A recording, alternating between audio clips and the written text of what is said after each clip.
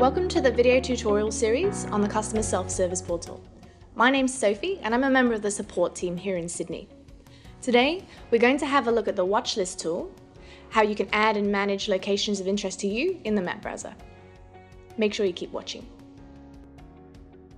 If there is a location of particular interest to you and you wish to receive immediate notifications when we publish a new survey in that area, all you need to do is add it to your watch list.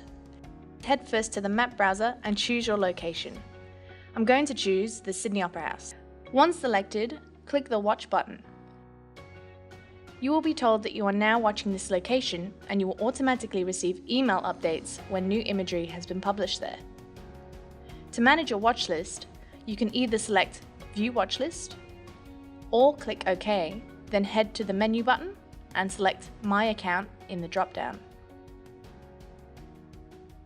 Click on the user icon in the top right-hand corner and select Watchlist in the drop-down menu.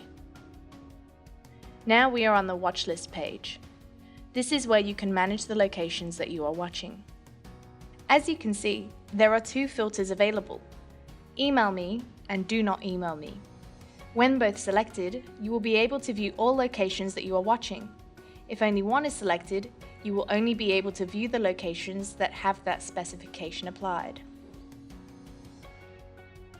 If you wish to change whether you receive email notifications or not, simply select the checkbox next to the relevant location, head to the Action drop-down, and select whether you wish to receive notifications or not.